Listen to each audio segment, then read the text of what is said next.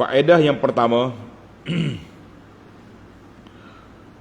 wa qala alladhina kafaru. Puak-puak kafir berkata. Dia kata apa? Kalaulah betul Muhammad bawa ni, kenapa puak miskin pergi dulu? Maksud dianya siapa orang miskin tu? Bilal, Ammar, Suhaib, Khabbab dan seumpama mereka minal mustad'afin, dari kalangan orang-orang yang lemah, hamba-hamba dan juga khadam-khadam. Dia kata hak ni hak masuk Islam dulu. Itu siapa kata? Tengok dalam tafsir Ibnu Katsir. Maknanya Ibnu Katsir mengapa ni menjelaskan ma sabaquna ilaihi itu, iaitulah orang-orang mustad'afin wal abid. Dia kata kalau betul, kenapa pula puak tu ambil dulu? Bila dulu, Ammar dulu. Bagi mereka tak standard lah nak pergi jumpa Nabi. Sebab yang ada dekat Nabi tu orang miskin. Kita ni orang tarah hebat-hebat. Jangan, kita pun jangan sombong jangan sombong. Nak jumpa orang ni orang kaya, orang miskin tak mau jumpa lah. Kena belajarlah ilmu ni. Kalau kita tersalah, kita tarik balik. Maklumlah manusia ni begitu keadaan. Di antara, dalam ayat yang sama lagi ni, di antara adat jahiliah, tulis adat jahiliah yang buruk ini, al-istidlalu ala butlani syai' bi sabqid du'afa ilaih. Analisa mereka bahawa tak betulnya satu benda tu kalau orang miskin, orang fakir, orang lemah yang terima dia dulu. Itu tak betul tu. Ini ayat kita lah, lau kana khairan ma sabaquna ilai. Kalau benda baik, kenapa buat miskin dulunya? Kaya-kaya lah dulu ambil. Wa hadza min abtalil batil. Ini adalah merupakan kebatilan yang batil. Kerana kebenaran itu bukan terhenti di atas kategori pengikut. Yang benar itu apabila kita ikut apa yang diperintahkan oleh Allah Azza wa Jalla dan diajar oleh Nabi sallallahu alaihi wasallam. Maka orang yang menjadikan ukuran, kayu ukur benar salahnya, tengok orang kaya ke miskin ikut, maka itu dia panggil mi'yarul jahiliyah. Parameter yang diguna oleh para jahiliyah. Karena itu para ulama mengatakan, tulis kata-kata ini, al-haqqu la yu'rafu birrijal, al-haqqu la yu'rafu birrijal, wa innama yu'rafu ar-rijalu bil haqq. Menarik.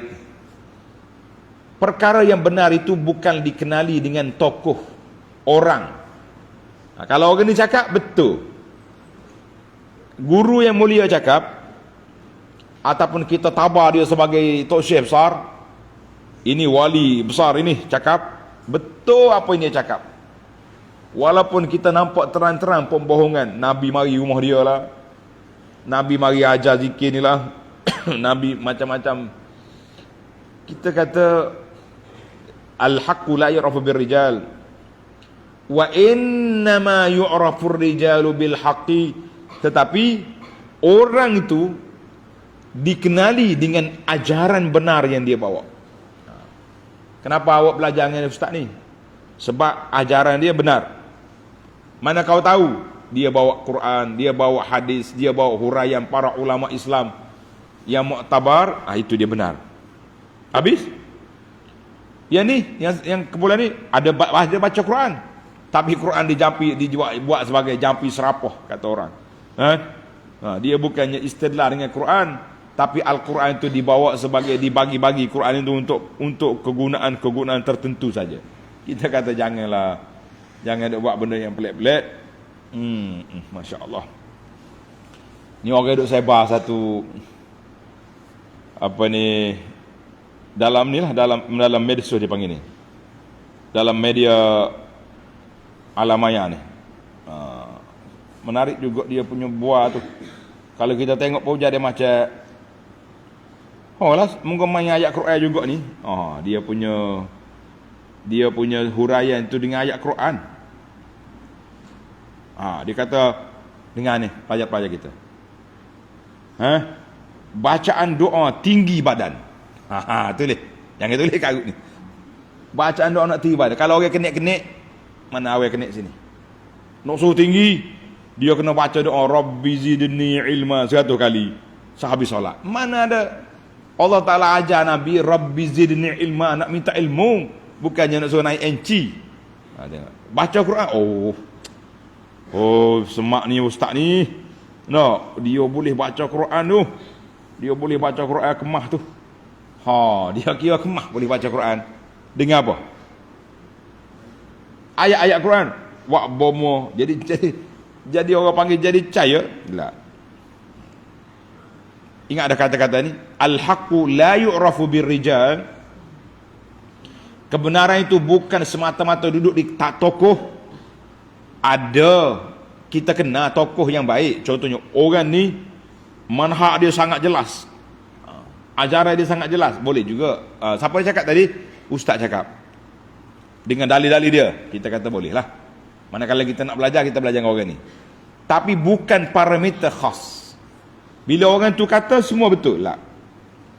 Wa innama yu'rafur rijalu bil haqqi. Orang tu kita kenal dengan sebab kebenaran yang dia bawa. Kenapa awak ikut dia? Sebab ajaran dia tepat. Ini tidak di kita sekarang ni, tidak. Lebih kepada mengagungkan tokoh. Dia panggil taqdisul ashkhas. Mengagungkan tokoh yang kita kagum, guru mulia selalu.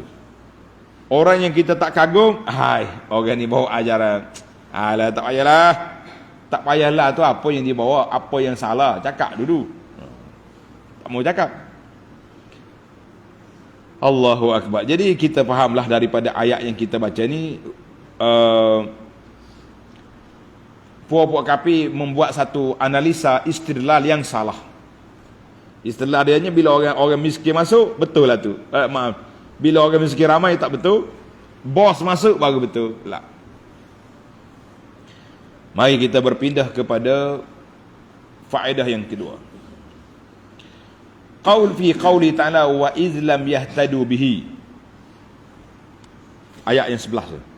Wa iz lam yahtadu bihi fasayaquluna hadza ifkun qadim. Dia kata kalau mereka tak boleh terima Quran, dia kata ini rekaan yang lama-lama lah, cerita lama Muhammad ni. Ayat ini tambihun, peringatan daripada Allah Azza wa Jalla kepada nabinya sallallahu alaihi wasallam bahawa kamu bersedia puak-puak kafir ni akan lawanmu. Mereka tak akan beriman, mereka akan mencela kamu. Maka supaya Allah Ta'ala maklumkan kepada Nabi, supaya Nabi tidak kecewa, tak rasa mudah, lemah semangat. Apalah Abu Jahal ni, berapa kali aku bagi tahu tak mau ikut. Biarkan. Fa'lam annahum la yahtaduna ba'da zalika abada. Kalau mereka tak boleh terima Quran, mereka tak akan dapat lagi hidayah. Maknanya bila mereka dah mula condemn Quran, komen Quran, kata macamnya Quran, bermakna orang itu tak dapat hidayah. Dengan sebab mereka reka tuduhan kepada Quran. Apa dia tuduhan? Nombor satu, asatirul awalin, dongeng orang dulu. Satu. Yang kedua, sihrun mubin, Quran ini sihir yang nyata. Yang ketiga, ifkun qadim, rekaan dah lama-lama. Apa lagi? Tuduhan kepada Quran. Dan seumpamanya, itu dia panggil. Maka kita kena bersedialah para pendakwah. Kita kena bersedia bahawa dakwah yang kita bawa ni walaupun benar, tapi bukan semua yang benar itu diterima oleh orang secara mudah. Tapi kalau yang pelik, itu lebih diterima. Fazayyanahumus syaitanu a'malahum. Bila syaitan hiaskan dia, kosmetik dia comel, jadi lawas selalu. Siapa dia hias? Syaitan. Kita pindah kepada yang keempat. Yang ketiga dulu. Faedah yang ketiga, fi qawlihi ta'ala wa min qablihi kitabu Musa.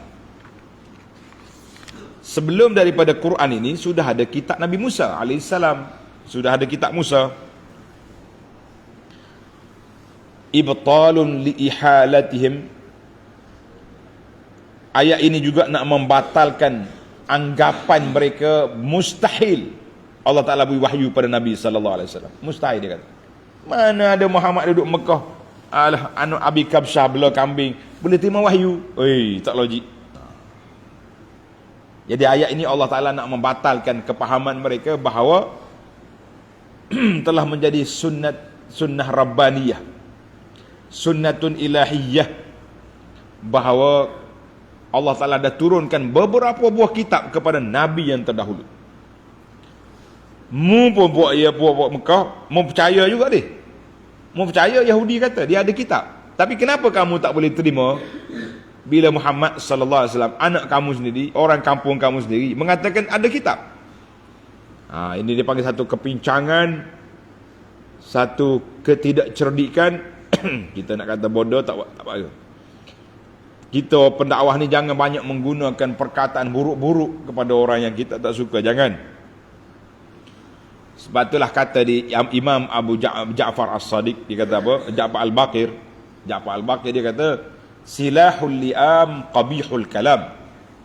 Senjata orang yang buruk perangai itu kata-kata dia yang buruk. Duk maki orang, kata kepada orang, itu jangan.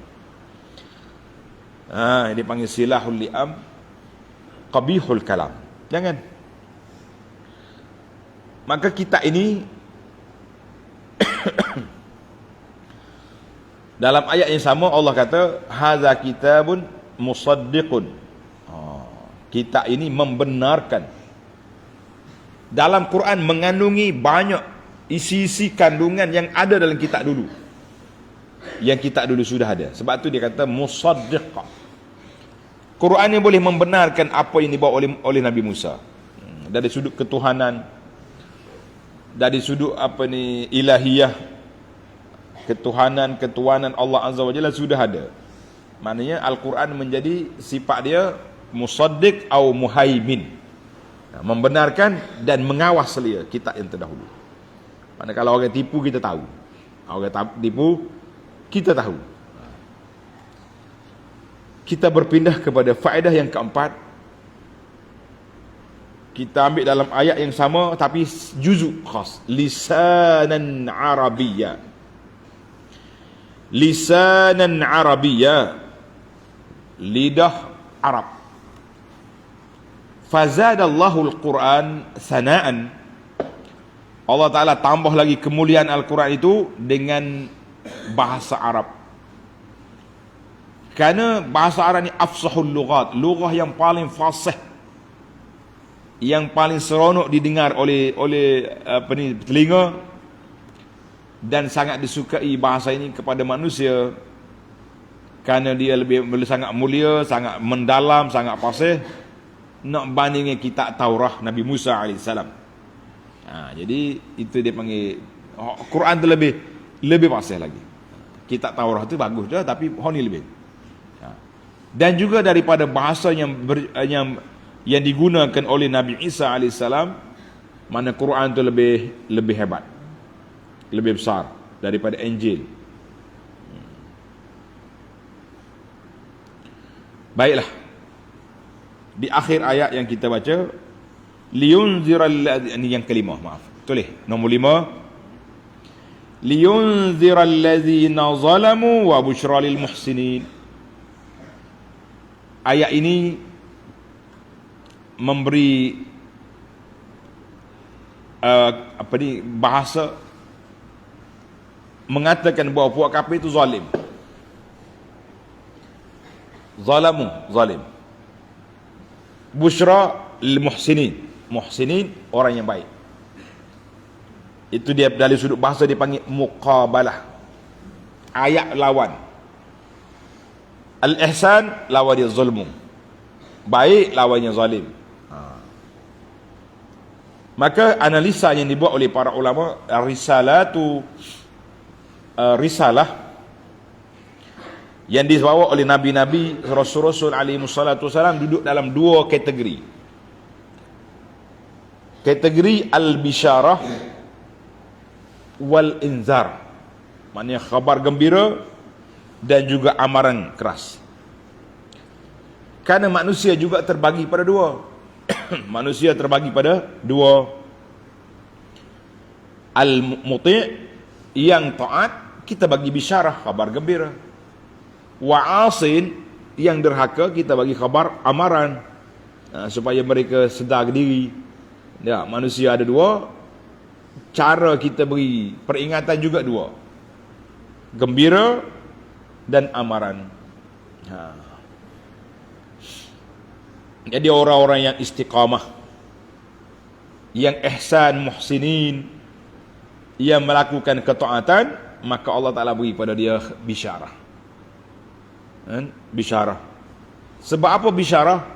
Sebab mereka istiqamah di atas jalan yang diredai oleh Allah Azza wa Jalla, sebagaimana Allah Ta'ala sebut dalam surah Al-Ahqaf ayat 13-14 nanti. Ayat yang kita akan baca dalam sidi akan datang. Innal ladzina qalu rabbuna Allah. InsyaAllah